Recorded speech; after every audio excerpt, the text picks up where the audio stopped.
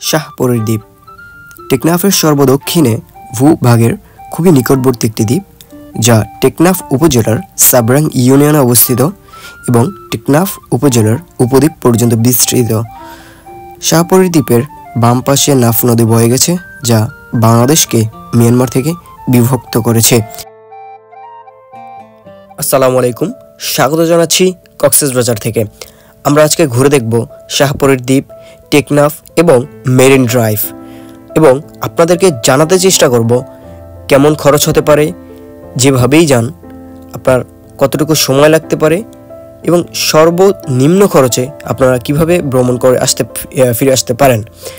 আমরা এখন যে রাস্তাটি দিয়ে যাচ্ছি সেটি পৃথিবীর দীর্ঘতম সমুদ্র সৈকত কক্সবাজার এর পাশে গড়ে ওঠা মেরিন ড্রাইভ, যেটি কিনা পৃথিবীর দীর্ঘতম মেরিন ড্রাইভ, যার দৈর্ঘ্য 80 কিলোমিটার এবং বিস্তৃত কক্সবাজার থেকে টেকনাফ পর্যন্ত। আমরা এই মেরিন ড্রাইভ হয়ে যাচ্ছি মোটরসাইকেল করে শাহপরীর দ্বীপের উদ্দেশ্যে, যেটি কিনা বাংলাদেশের দক্ষিণ পূর্ব অংশের সর্বশেষ সীমা। কিন্তু সর্বশেষ স্থান যদি বিবেচনা করা হয় তাহলে বলতে হবে সেন্ট মার্টিন দ্বীপের সেরা দ্বীপ।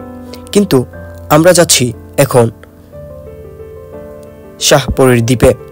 শাহপরীর দ্বীপ খুবই চমৎকার এবং সুন্দর একটি দ্বীপ, যেখানে একটি বিচ্ছিন্ন বিচের মতো রয়েছে, যে বিচটিও মূলত একটি সেরা দ্বীপের মতোই জোয়ার আসলে বিচ্ছিন্ন হয়ে যায়। আমরা এখন একটি ব্রিজে এসে পৌঁছলাম এবং এই ব্রিজটি হয়ে আমরা ওপারে যেয়ে আবার চলতে শুরু করব। এই ব্রিজের সবথেকে উল্লেখযোগ্য যে ব্যাপারটি সেটি হচ্ছে এটি ওয়ান ওয়ে। আমরা যখন যাচ্ছি অন্য সাইডের গাড়িগুলো তখন বন্ধ। আমরা ব্রিজ ক্রস করেই সামনে এগিয়ে যাচ্ছি। এই রাস্তার এতটাই সৌন্দর্য আপনাকে মুগ্ধ করবে যে আপনি বিমোহিত হবেন। আপনার ডান সাইডে বিস্তীর্ণ সমুদ্র এবং এরপরেই গাছগাছালি, এরপরে এই সেই বিখ্যাত মেরিন ড্রাইভ এবং তারই পাশে বিভিন্ন মাছের হ্যাচারি এবং অন্যান্য শিল্প কারখানা। আমরা যাচ্ছি মেরিন ড্রাইভ হয়ে শাহপরীর দ্বীপে। আমরা যাব এবং ঘুরে দেখব, আপনাদেরকে দেখাবো, তাই সাথে থাকবেন আশা করছি। আমরা এ পর্যায়ে কিছুটা বিশ্রাম নেওয়ার জন্য রাস্তার ধারে থামলাম। যেহেতু আমরা নিজস্ব বাইকে করে যাচ্ছি, তাই বিভিন্ন জায়গায় থেমে থেমে ফটোশ্যুট করছি এবং পরিবেশটাকে উপভোগ করার চেষ্টা করছি। আমরা এখন বিচের পাড়ে যাচ্ছি আমাদের মোটরসাইকেলটি নিয়ে এবং আমরা তিনজনে। আমরা যেখান থেকে যাচ্ছি সেটি ছোট্ট একটি খাল। এই খালে জোয়ার আসলে পানি চলে আসে, যার কারণে যাওয়া যায় না। আমরা একদম বিচে চলে আসছি এখন। এই বিচে সামনেই একটু চোখ দিয়ে ভালোভাবে তাকালেই দেখা যাবে লাল কাঁকড়া। লাল কাঁকড়াগুলো খুবই লাজুক প্রকৃতির। এরা আসলে মানুষের কিংবা কোনো বিপদের শব্দ শুনতে পেলেই দৌড়ে গর্তে ঢুকে যায়। আমি আপনাদেরকে দেখানোর চেষ্টা বারবার চেষ্টা করেছি, কিন্তু ব্যর্থ হয়েছি। যতবারই আমি কাছে যাওয়ার চেষ্টা করেছি ততবারই লাল কাঁকড়াগুলো গর্তে ঢুকে গেছে। আমি দৌড় দিলাম, কিন্তু গিয়ে লাভ হলো না। এক কাঁকড়াটি গর্তে ঢুকে গেল। এখানে ছোট ছোট নৌকা, যেগুলো খুবই চমৎকার লাগে। আসলে এই বিচগুলোতে সাধারণ পর্যটক খুবই কম আসে, তাই এরকম ফাঁকা লাগছে। এরকম ফাঁকা বিচে সত্যি দারুণ উপভোগ করা যায়। নর্মালি আমরা যেই বিচগুলোতে যাই, সুগন্ধা, ইনানি, কলাতলি, এই বিচগুলোতে অনেক মানুষ থাকে, তাই সেখানে নিজের বলতে বা সমুদ্রের গর্জন শোনার মতো যেই এনভায়রনমেন্টটা দরকার সেটি আসলে পাওয়া যায় না। কিন্তু আমরা যেটি দিয়ে এখন যাচ্ছি, যেখানে আসছি, সেখানে আসলে চাইলেই কিছুটা সময় প্রকৃতির খুবই কাছে যাওয়া যায়। আমি বারবার চেষ্টা করছি যে কাঁকড়া দেখা যায় কিনা, কিংবা সমুদ্রের গর্জনগুলা, সমুদ্রের সম্পূর্ণ সৌন্দর্য কীভাবে উপভোগ করা যায় সেই বিষয়ে। এখানে ক্যামেরাতে খুব স্পষ্টভাবে দেখানো যাচ্ছে না, সামনে অনেক লাল কাঁকড়া রয়েছে। আমি আসলে যতটাই কাছে যাওয়ার চেষ্টা করতেছি, কিন্তু কাঁকড়াগুলো তাদের গর্তে লুকাচ্ছে। এখানে একটি মরা কাঁকড়া দেখে আমি থমকে গেলাম। আমি পা দিয়ে নেড়ে চেড়ে দেখছি আসলে কাঁকড়াটি জীবিত আছে কিনা, কিন্তু না, কাঁকড়াটি মারা গেছে। মারা যাওয়ার কারণেই হয়তো সে এভাবে এখানে পড়ে আছে। আমি লোকাল ছেলেদের কাছে জানতে চাইলাম তারা আসলে কাঁকড়াগুলো খায় কিনা। তারা জানালো আমাকে এই লাল কাঁকড়াগুলো তারা আসলে খায় না, যার কারণে এখানে বেশি পাওয়া যায়। আর আমরা বিচ ঘোরাঘুরি করে মেরিন ড্রাইভ হয়ে চলতে শুরু করলাম সামনের দিকে।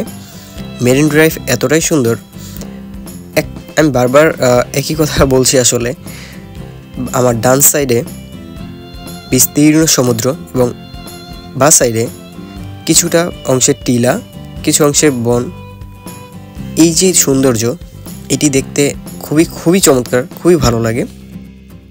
ওই দূরে যে জেটির মতো করা দেখা যাচ্ছে, আসলে এখান থেকেই সেন্ট মার্টিন দ্বীপের উদ্দেশ্যে ছেড়ে যাওয়ার কথা ছিল শিপগুলোর, কিন্তু এইটি এক প্রাকৃতিক দুর্যোগে ভেঙে যাওয়ায় এখান থেকে সরিয়ে জেটিঘাট নেওয়া হয়েছে কক্সবাজারের নুনিয়াছড়া ঘাটে। সেখান থেকেই সেন্ট মার্টিন দ্বীপের উদ্দেশ্যে ছেড়ে যাচ্ছে শিপগুলো। এটি নির্মাণ করেছে বাংলাদেশ নৌবাহিনী। আমরা সেই জেটিঘাটের সামনে দিয়ে যাচ্ছি। এই সামনের জেটিঘাটটি মূলত প্রাকৃতিক দুর্যোগের কারণে ভেঙে যায়। আমরা সামনের দিকে যত এগোচ্ছি ততটাই সমুদ্র তার প্রকৃতির রূপ আমাদেরকে দেখাচ্ছে ভিন্নভাবে। খুবই চমৎকার এই রূপ, এটি ভাষায় প্রকাশ করার মতো না। আসলে এই যে আমরা এখন যেই জায়গা থেকে যাচ্ছি, এর বাম সাইডে হচ্ছে ছোট ছোট টিলা, আর ডান সাইডে বিস্তীর্ণ সমুদ্র। এটি বারবার মনে করিয়ে দেয় এক উপমার কথা। এতটাই সুন্দর, যেদিকেই তাকাবেন চোখ শান্ত হয়ে যাবে, মন চাবে আরও একটু দেখি, এ যেন ফুরিয়ে যাচ্ছে। আমরা মোটরসাইকেলে করে যাওয়াতে খুব দ্রুত যেতে পারছি, সাথে সাথে আমাদের প্রকৃতির সাথেও মেলবন্ধন হচ্ছে জায়গায় জায়গায় থেমে। যেমন এখানে থেমে আমরা কলা কেনার জন্য নামলাম। পাহাড়ি কলা কিনছি এবং সামনেই দেখছি মানুষের পাহাড়ি এখানে স্থানীয় যে মানুষজন রয়েছে তাদের জীবন জীবিকা খুবই চমৎকার। আমরা দেখছিলাম এখানকার সাধারণ মানুষের জনজীবন। ওই যে দূরে একজন তার গরু গবাদি পশু নিয়ে যাচ্ছে সামনের দিকে। আমরা আবার রওনা দিলাম এখান থেকে। এখন চলুন একটু জানি এই সড়ক নির্মাণের পিছনের গল্প। পৃথিবীর দীর্ঘতম এই মেরিন ড্রাইভ সড়কটি নির্মাণের পরিকল্পনা করা হয়েছিল 1989 সালে। 1993 সালে তৎকালীন সরকার 48 কিলোমিটার দীর্ঘ মেরিন ড্রাইভ প্রকল্প গ্রহণ করেন। তবে 2 কিলোমিটার সড়ক নির্মাণের পর এর কাজ বন্ধ হয়ে যায় এবং সড়কটি সাগরের প্রবল স্রোতে বিলীন হয়ে যায়। পরবর্তীতে 1995 সালে এর নির্মাণ কাজ পুনরায় শুরু হয়। তখন এর নির্মাণ কাজের দায়িত্ব দেওয়া হয় বাংলাদেশ সেনাবাহিনীকে। মাঝে কয়েক বছর কাজ বন্ধ থেকে পুনরায় 8 সালে এর নির্মাণ কাজ শুরু হয় এবং 2018 সালে এর নির্মাণ কাজ শেষ হওয়ার কথা থাকলেও 2017 সালে নির্মাণ কাজ শেষ হয়ে যায়। আমরা এখন দেখছি একজন লবণ চাষি কীভাবে তার লবণকে এনে স্তূপ করছে। পাশেই এই লবণের শেডগুলো থেকে আসলে লবণগুলো এই সাইডে আনা হচ্ছে। এখানে লবণ তৈরির বিভিন্ন প্রসেস। এখান থেকে সামনে যতই আগাবো দেখতে পাবো লবণ চাষিদের সংখ্যা বেড়েছে।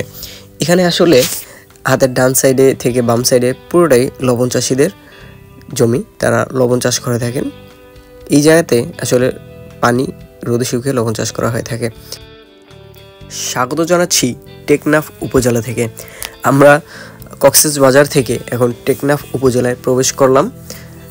এগিয়ে যাচ্ছি টেকনাফ উপজেলা হয়ে সামনের দিকে। আমরা একদম টেকনাফ উপজেলার শেষ অংশ সাবরাং ইউনিয়নে যাব এবং সেখান থেকেই শেষ প্রান্ত অর্থাৎ শাহপরীর দ্বীপে যাব। শাহপরীর দ্বীপের কিন্তু একটি বিচ রয়েছে, আমরা সেই বিচটিও ঘোরার সর্বোচ্চ চেষ্টা করব। সেই বিচটি জোয়ার আসলে জোয়ারের পানিতে বিচ্ছিন্ন হয়ে যায়, যেটি কিনা আমরা দেখেছিলাম সেরা দ্বীপের অংশে। টেকনাফের এই মেরিন ড্রাইভের এই অংশটা খুবই সুন্দর। ডান সাইডেই সমুদ্র, কোনো গাছগাছালি নেই এই অংশটাতে, আর বাম সাইডে কিছুটা কৃষি জমি, এরপরে ছোট ছোট টিলা। আমরা এগিয়ে যাচ্ছি শাহপরী দ্বীপের উদ্দেশ্যে। আপনারা কিভাবে আসবেন সেই বিষয়টি আমরা জানব ভিডিওর আরও কিছুক্ষণ পরে। এই সড়কের দুপাশেই যখন গাছগুলো আরও বড় হয়ে উঠবে তখন এটি দেখতে খুবই চমৎকার লাগবে। ওই দূরে দেখা যাচ্ছে ছোট ছোট টিলা, আর একটু সামনে যখন এগিয়ে যাব তখন দেখতে পাবো পাহাড়। আসলে এই যে অনুভূতি, পাহাড়ের পরে রাস্তা, রাস্তার পরে সমুদ্র, সেটির অনুভূতি ভাষায় প্রকাশ করার মতো না।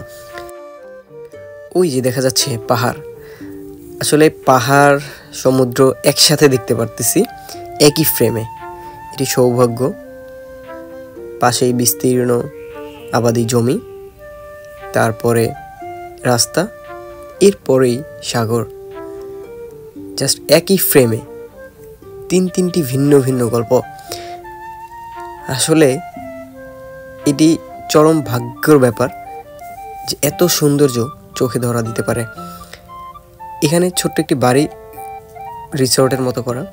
আসলে এখানে যারা থাকে তারা এর আসল ফিলটা নিতে পারে।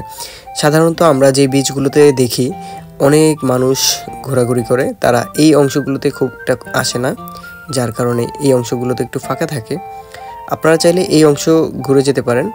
ওই যে সামনে একটা সাম্পান দেখা যাচ্ছে, এই অংশে অনেকগুলো সাম্পান, এই যে তারা উপরে তুলে তুলে কেউ মেরামত করছে, কেউ বা একদম উপরে তুলে রাখছে।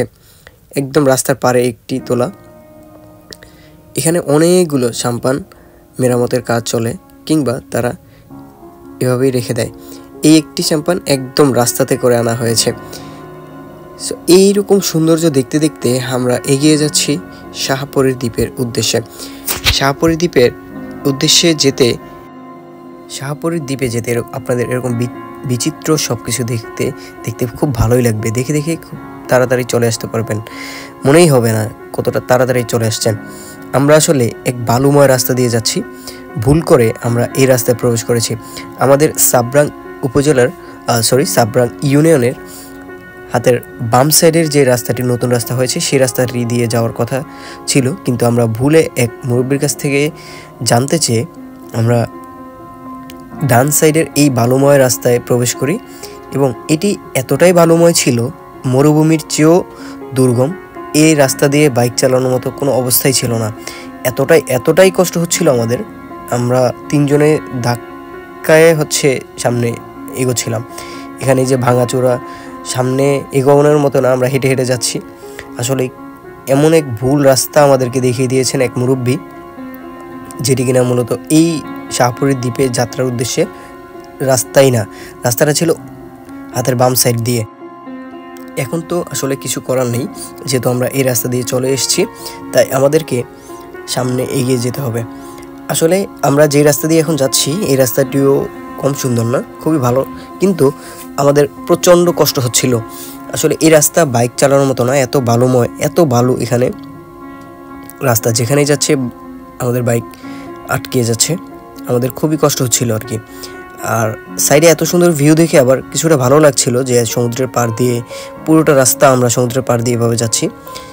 এই সাইডে শুটকি শুকানো হচ্ছে, স্থানীয় কিছু মানুষ শুটকি শুকান। আর আমরা একদম এই যে এখানে মনে হচ্ছে যে সামনে আর রাস্তা নেই। আমরা প্রথমে আমাদের কাছে এরকমই লাগছিল যে সামনে আর রাস্তা নেই, কিন্তু যত দূর যাচ্ছি আমরা রাস্তা পেয়ে যাচ্ছি। আসলে রাস্তা একটু এখানে মোড় নিয়েছে, তাই মনে হচ্ছিল যে এখানে আর রাস্তা নেই। আমরা এই সৌন্দর্য, প্রকৃতির এবং সমুদ্রের পাড়ের এই সৌন্দর্য দেখতে দেখতে এগিয়ে যাচ্ছি ভাঙাচোরা রাস্তা দিয়ে। আসলে এটি একটু ভয় লাগছিল, কারণ এই রাস্তা বাইক চালানোর উপযোগী না, কখন কি হয়ে যায় বলতে পারি না। কিন্তু তাও আমরা এগিয়ে যাচ্ছি এই রাস্তা ধরেই। রাস্তার যে ভয়ঙ্কর সৌন্দর্য, সমুদ্রের এই যে সৌন্দর্য, এটি আসলে কোনোভাবেই অন্য রাস্তা দিয়ে গেলে, অন্যভাবে গেলে হয়তো পেতাম না। আমরা এখন এক ভয়ঙ্কর সৌন্দর্য দেখতে পাচ্ছি। এই সৌন্দর্য দেখে আমার মনে হচ্ছে যে একদম বর্ষাকালে, ভরা বর্ষায় এখানে আসলে তখনকার রূপ আমার দেখতে খুবই ইচ্ছা করছে। জানি না সেই ইচ্ছা পূরণ হবে কিনা। যদি ইচ্ছে পূরণ হয় সেক্ষেত্রে আপনাদেরকেও দেখানোর চেষ্টা করব একদম ভরা বর্ষায় এখানকার অবস্থা কেমন থাকে। এটা হচ্ছে শাহপুরের বীচ, সামনে যে অংশটা দেখা যাচ্ছে। আর এটা হচ্ছে পুরোটাই শাহপুরের দ্বীপ। সামনের একদম এই অংশটা সেটা হচ্ছে মিয়ানমারের অংশ, আমাদের বাংলাদেশের ভূমি। এই যে গাছগুলো দেখা যাচ্ছে এই পর্যন্তই শেষ। আর এটা হচ্ছে শেষ ভূমি, কিন্তু বর্ডার যদি অংশ হিসাব করি সেক্ষেত্রে হচ্ছে এটা শেষ প্রান্ত। আর সর্বদক্ষিণে যদি স্থান ধরি সেটা হচ্ছে সেন্ট মার্টিনের ছেড়া দ্বীপ। আমরা এখন আছি বাংলাদেশের শেষ প্রান্তে। ঠিক এই পাশটাতে হচ্ছে, এটা তো বললামই, শাহপুরের বীচ। আর পুরো যে অঞ্চলটা সেটা হচ্ছে শাহপুরের দ্বীপ।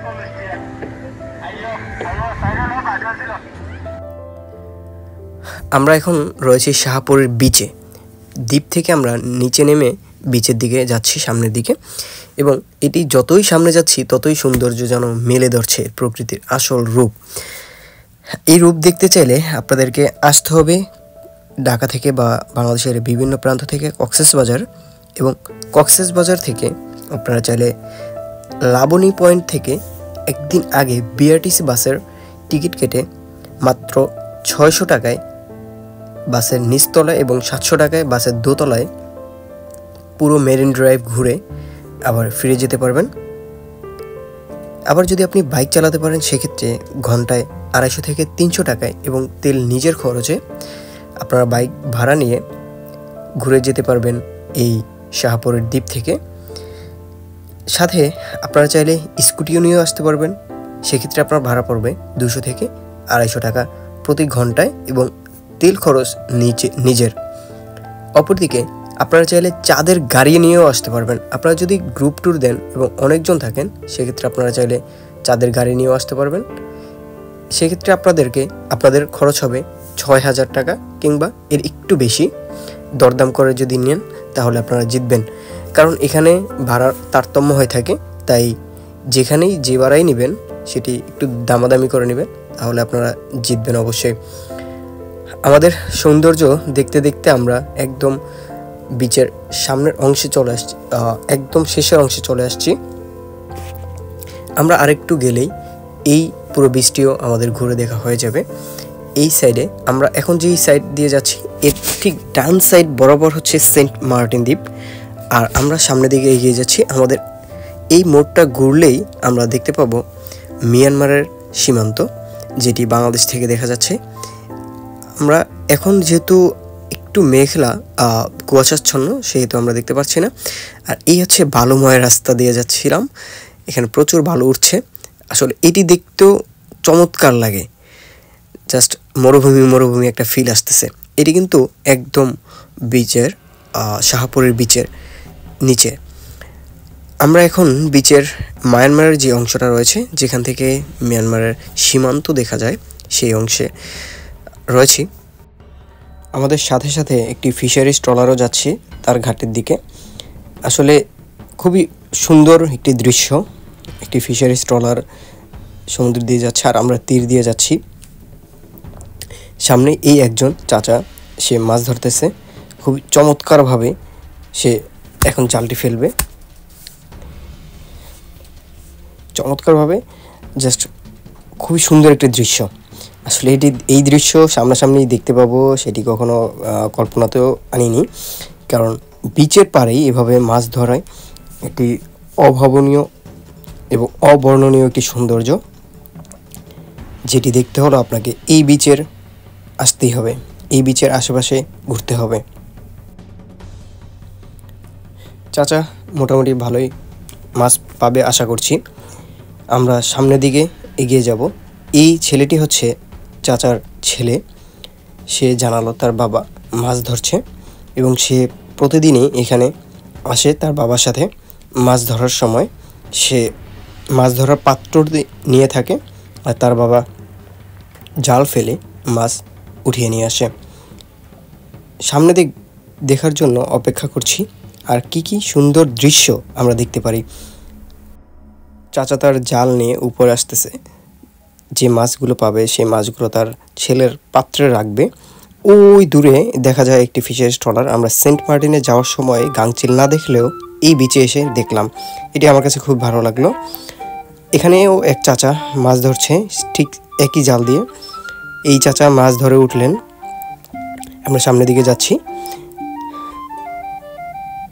ও এইখানে এনারা জাল বাছাই করছেন, এরাও মাছ ধরবে। এদের পিছনে ওই যে জুড়ি দেখা যাচ্ছে, এরা মাছ ধরবে। আমরা এখন যে রাস্তা দিয়ে ব্যাক করেছিলাম, আমরা ঠিক অপর রাস্তা, যেটি ভালো রাস্তা মূলত, সেই রাস্তা দিয়ে কক্সবাজারে যাচ্ছি। এবং আল্লাহ হাফেজ এখান থেকে।